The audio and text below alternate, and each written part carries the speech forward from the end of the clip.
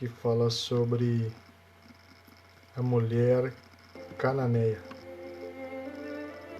Você que está na sua casa, eu quero dar um tempo para você abrir o tema desta prova, deste sermão, é quando Deus prova. Quando Deus prova, não quer dizer que Ele é um Deus mau. Quando Ele diz não, não quer dizer que Ele é um Deus verdugo, vingativo, mas às vezes Deus está só provando a sua fé, provando o tamanho da sua fé. Eu me lembro que logo que eu me converti, eu li um livro do pastor Kenneth Hagin, que diz a fé que move montanhas. E ali o pastor Kenneth Hagin fala sobre isso, sobre os níveis de fé. As pessoas têm níveis, elas alcançam níveis de fé. Nem todos têm a mesma fé. E ali aquele homem, ele é tomado por uma fé absurda, os milagres que Deus faz na vida dele é tremendo. E ele disse que muitas vezes ele tinha que tentar convencer as pessoas a acreditar o que ele acreditava. Às vezes as pessoas conseguiam chegar próximo do nível da fé dele e recebiam a cura. E às vezes ele tinha que baixar a fé dele ao nível das pessoas e então orar pelaquilo que as pessoas acreditavam.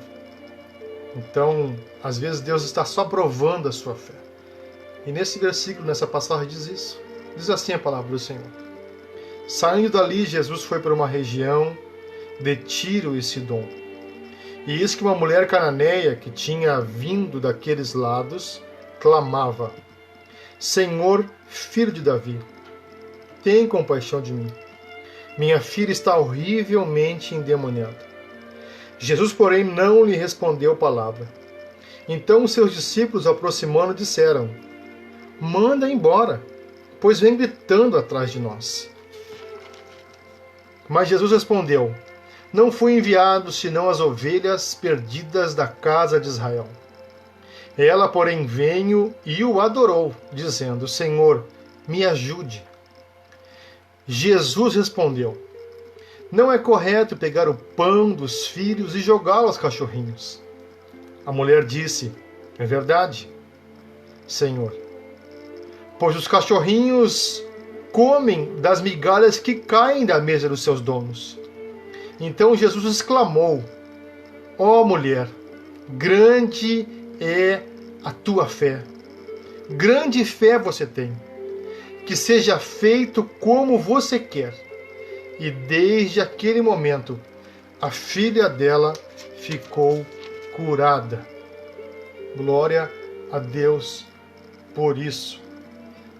Mateus 15, 21, a mulher cananeia. Irmãos, nós chegamos no momento da vida de Jesus em que ele queria um pouco de sossego. Ele queria um pouco de silêncio. Muitas pessoas não entendem por que Jesus estava evitando essa mulher. Mas era exatamente isso.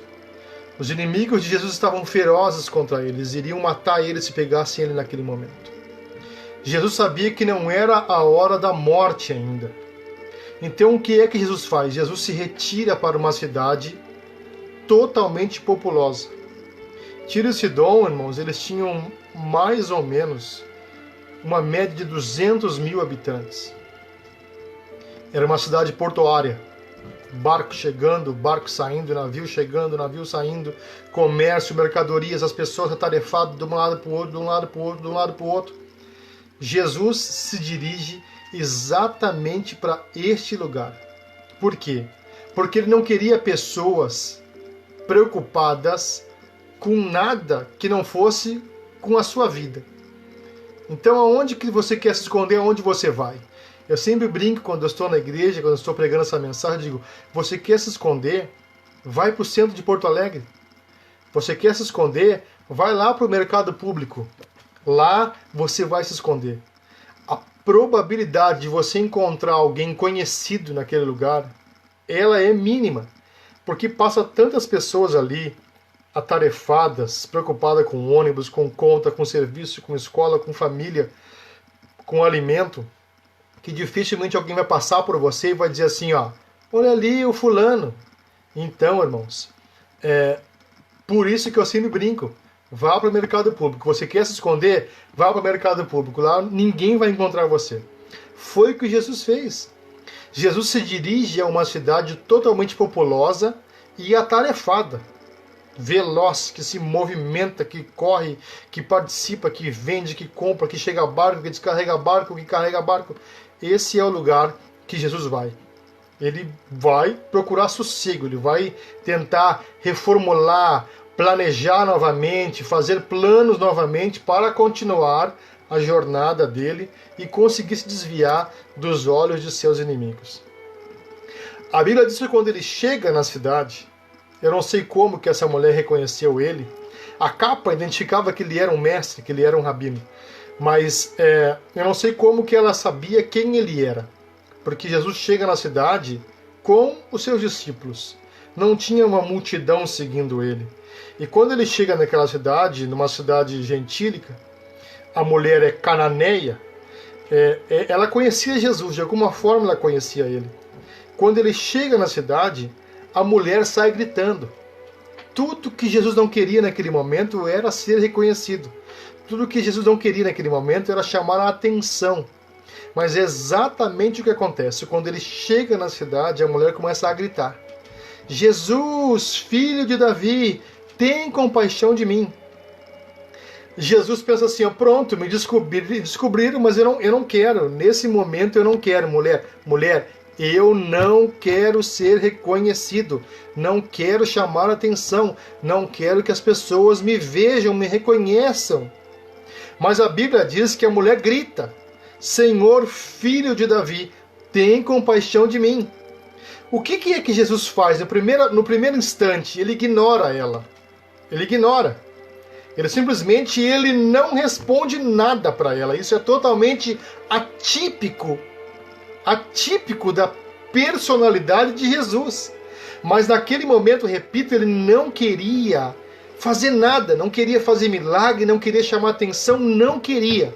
Ele queria sentar, colocar a cabeça no lugar e continuar a jornada. Ele entra na cidade, as pessoas não percebem que Jesus está ali, mas alguém percebe que é ele e começa a gritar: Jesus, filho de Davi, tem compaixão de mim.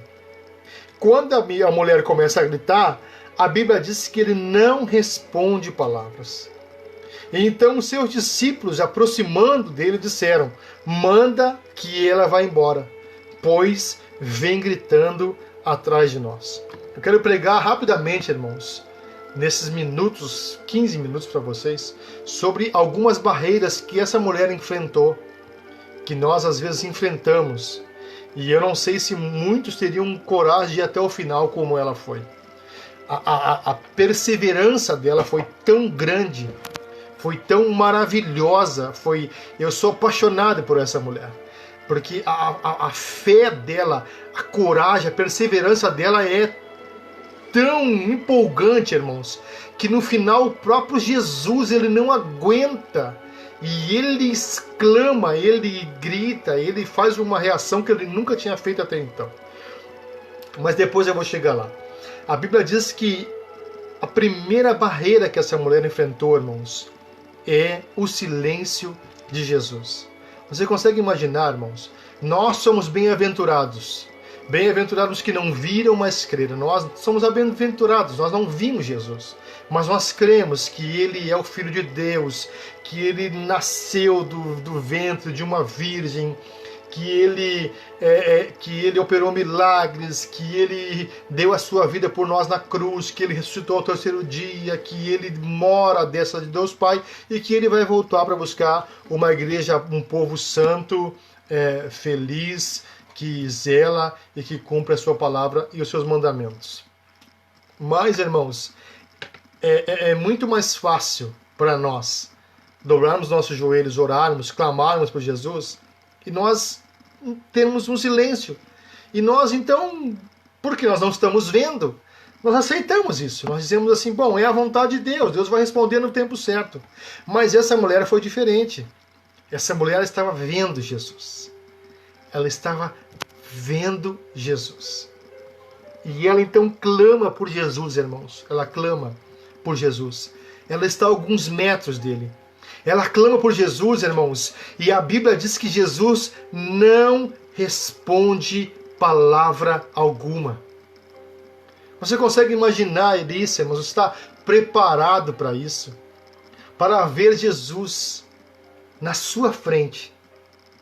Você clamando por ele. E ele não lhe responde nenhuma palavra. Essa foi a primeira barreira que essa mulher enfrentou, irmãos. O silêncio de Jesus. Quantas vezes, irmãos, nós enfrentamos isso em nossa vida? Nós clamamos, nós choramos, jejuamos, nos consagramos, pedimos uma resposta e Deus não responde. Ele simplesmente não quer responder. Porque ele sabe o que está sendo gerado em você, o silêncio dele. Ele sabe o que o silêncio dele está fazendo dentro de você. Ele está fazendo você ficar mais forte. Ele está fazendo você ficar mais perseverante.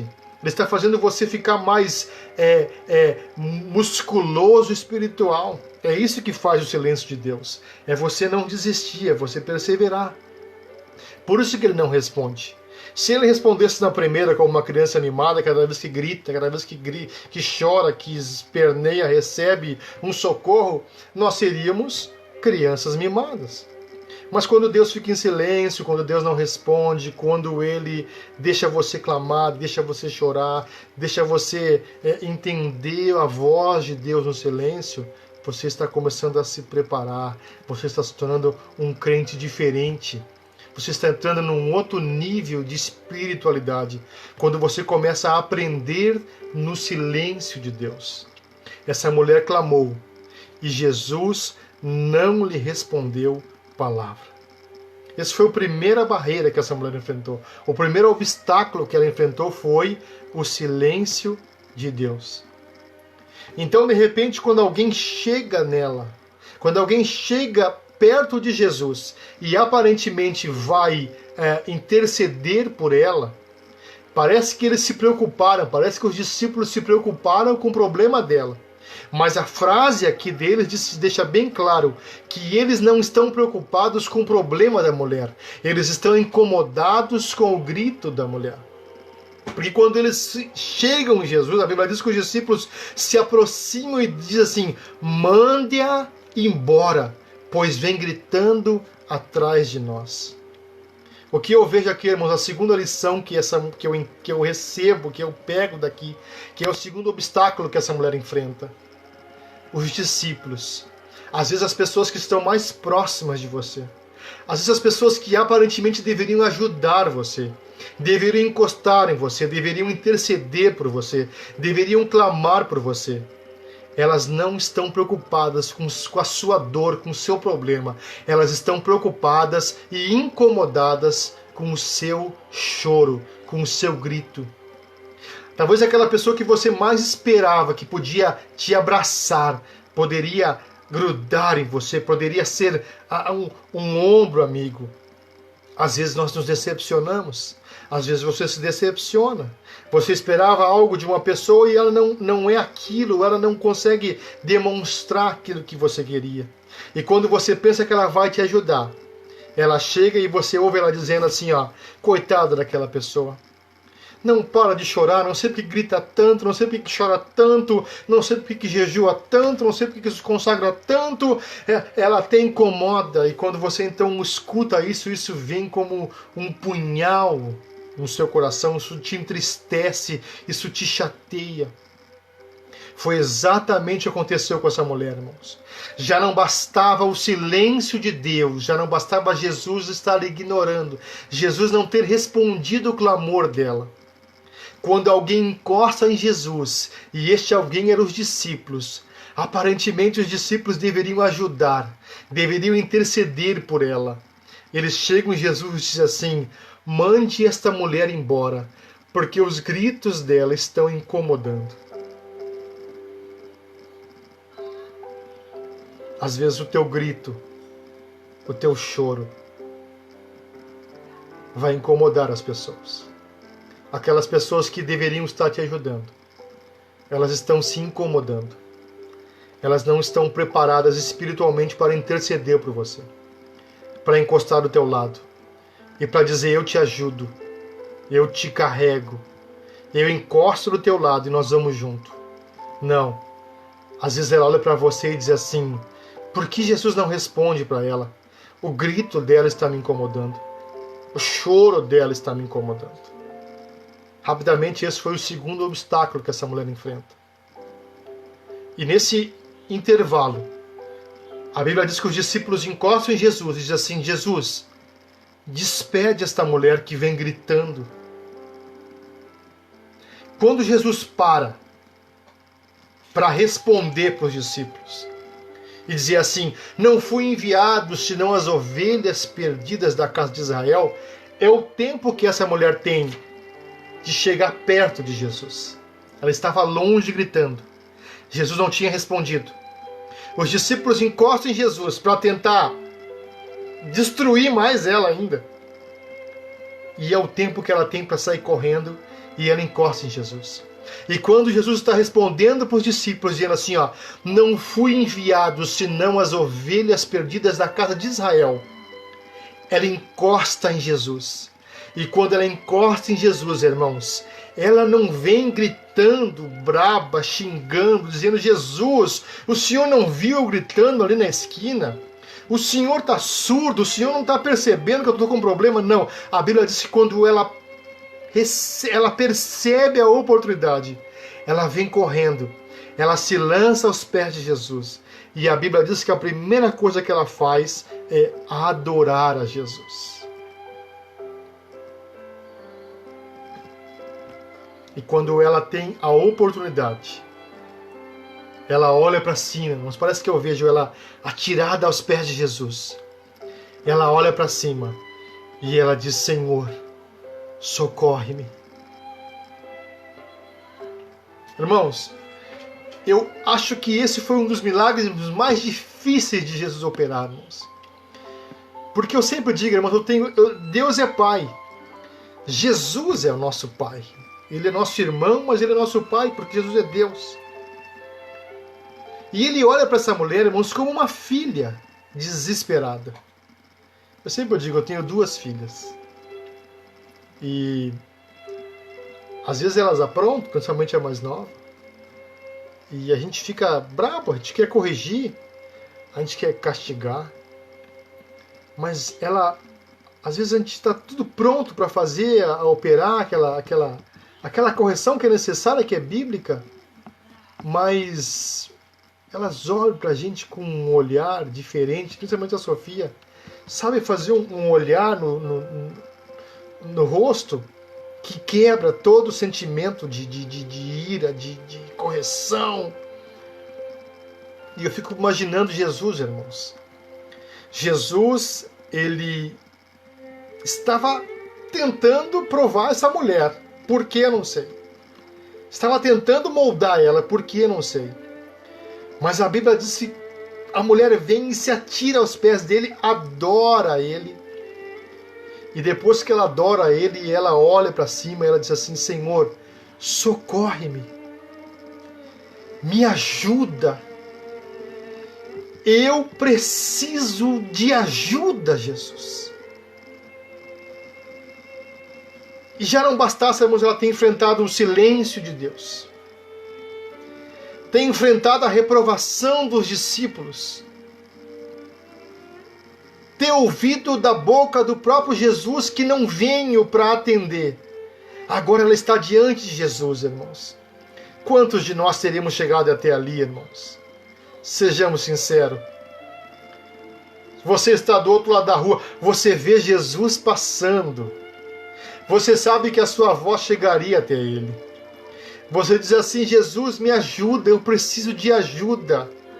Se Jesus não virasse para você, para pelo menos dizer assim, ó, não posso, estou com pressa, qual seria a sua reação?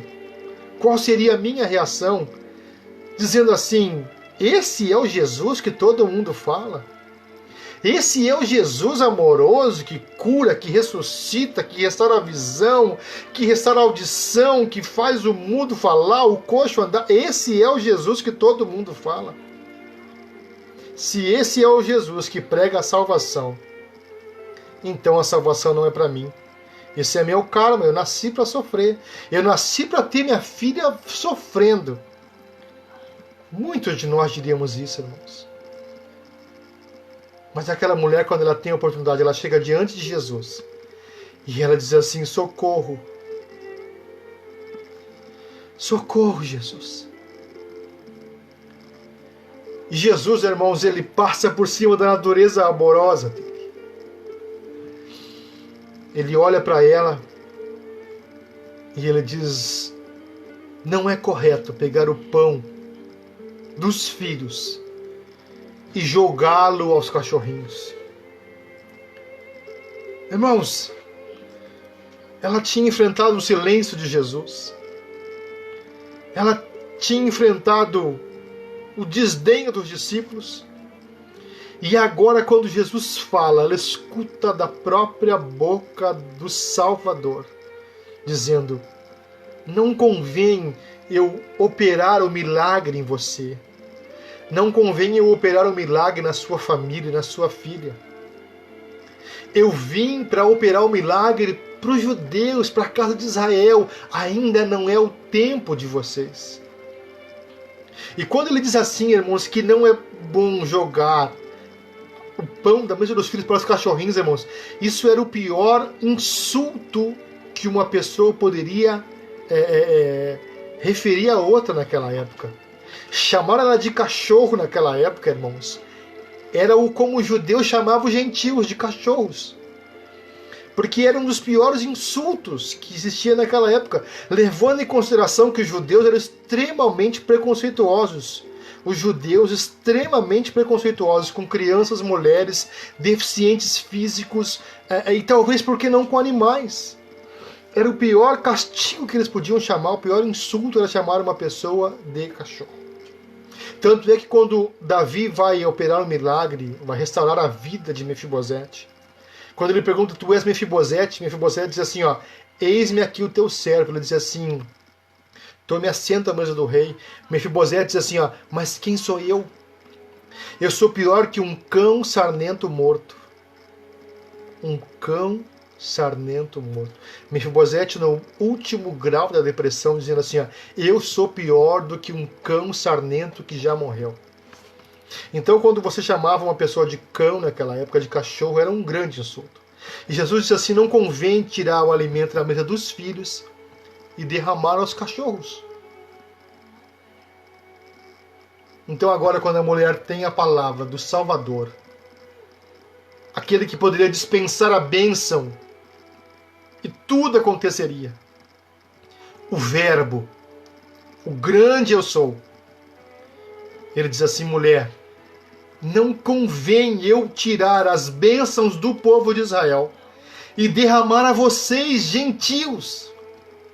Ainda não. Mas então ela olha para Jesus e ela diz assim, eu sei, Jesus, eu não quero as bênçãos que o Senhor tem preparado para a casa de Israel. Eu quero só uma migalha. Eu quero só um farelo. Eu quero só um farelo que cai da mesa. Eu sei que só o farelo vai curar a minha filha. Eu sei que só um farelo, só uma migalha é o suficiente para que a minha bênção chegue. Então, irmãos, Jesus olha para aquela mulher. E a Bíblia diz assim, ó, e exclamou. Exclamou, exclamação, aquele tracinho com pontinho. Ponto de exclamação, exclamou. Jesus, ele se espantou, irmãos. Jesus se espantou. Esta é a palavra. Ele se espantou com tamanha perseverança daquela mulher. Que ele olha para ela, irmãos, e ele diz assim, ó mulher. Exatamente isso. O-H-M-U-L-E-R. ponto de exclamação. Ó mulher! Ele ficou impressionado com a fé da mulher. Ele ficou impressionado com a perseverança daquela mulher, irmãos. Ele ficou abismado, por isso que eu digo, eu sou apaixonado por essa, pela fé, pela perseverança, pela insistência dela. Ela tinha um problema, ela não ia desistir, ela iria até o fim, porque o Salvador estava diante dela. Mesmo diante das reclusas, mesmo diante das barreiras, mesmo diante das dificuldades, ela não iria desistir. E ela então foi até o fim. E Jesus olhou para ela e disse assim: ó mulher, mulher, da onde que você tirou essa fé, mulher? Da onde que você tirou essa perseverança, mulher? Mulher, grande é a tua fé é grande demais. Mesmo diante de todas as barreiras, diante de todos os obstáculos, diante de todas as dificuldades, grande é a tua fé. E ele olha para ela e diz assim: seja feito conforme o que você crê, seja feito conforme a sua fé, seja feito conforme até onde a tua fé te trouxe, seja feito até onde a tua perseverança te trouxe. E a Bíblia diz que naquele mesmo momento, a filha da mulher ficou curada. Glória a Deus. Então, meus irmãos, quando Deus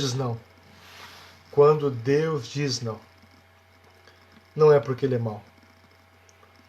Não é porque Ele é um Deus verdugo, traiçoeiro, carrasco, punidor. Não. É porque Deus está querendo se impressionar com você. Como Ele se impressionou com essa mulher. Deus está querendo que você impressione Ele, que você mostre para Ele que independente de qualquer barreira, de qualquer obstáculo, você não vai desistir, você não vai abandonar, você não vai largar, você não vai parar diante dos obstáculos que surgem durante a caminhada. E se Deus não responder você, irmãos, continue clamando, continue orando, continue buscando. Ele está aprovando você. Ele está fortalecendo você. O pastor Kenneth Hagin conta desse livro que eu li, que uma vez uma mulher chegou para ele e pediu que ele orasse por ela porque ela iria fazer uma cirurgia. E o pastor Kenneth Hagin disse assim: mas Jesus pode curar você. E ela disse assim: mas pastor, eu não consigo crer que Jesus me cura. Ele disse: não, mas Jesus cura. Então ele foi lá e pegou a palavra de Deus e pregou para ela e provou para ela que Jesus podia curar. Ele disse assim: você crê? Ela disse assim: eu ainda não creio. Ele disse assim: mas eu não aceito. Ele pegou a palavra de Deus e foi lá e esmiuçou mais ainda e trouxe para ela. E depois de quase uma hora ele disse assim: você crê que Jesus te cura?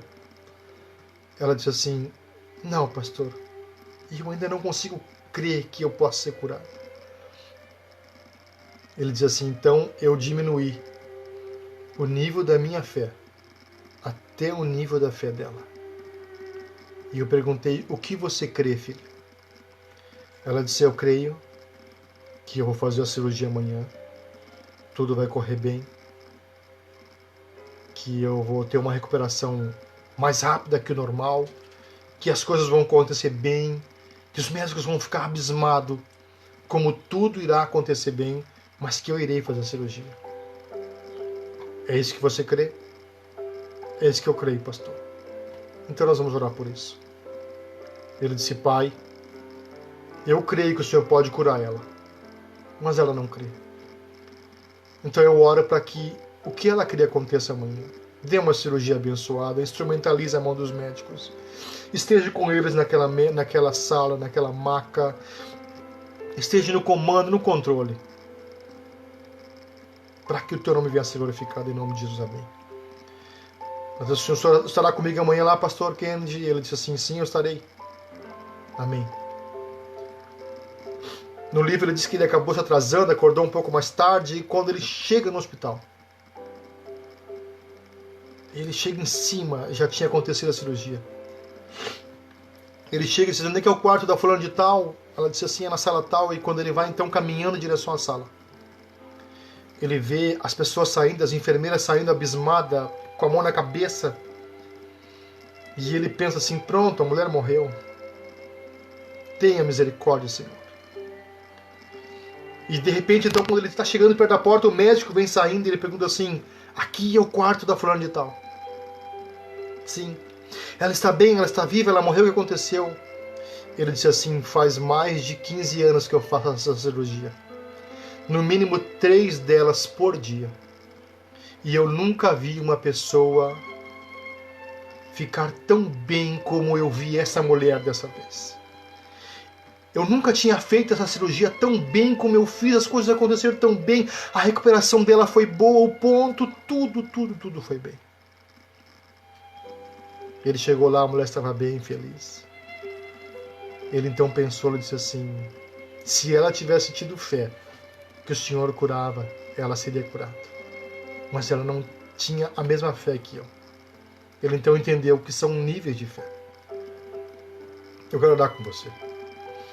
Pai, nós te damos graça pelo teu amor, pela tua misericórdia, pela tua compaixão, pela palavra que nós aprendemos mais de ti essa noite, pelos louvores, pelos irmãos que participaram. Aumenta a nossa fé. Não deixa desistirmos, não deixa nós desapontarmos, desanimarmos. Nos prepara, nos ensina no meio do silêncio. Nós queremos aprender mais de ti. Em nome de Jesus, Pai, nos dê uma noite abençoada de sono. Fala conosco, fica conosco. Em nome de Jesus. Amém e amém. Deus abençoe, meus irmãos. Foi um prazer estar com vocês nesta 1 hora, cultuando ao Senhor. Uma boa noite. Em nome de Jesus. Amém.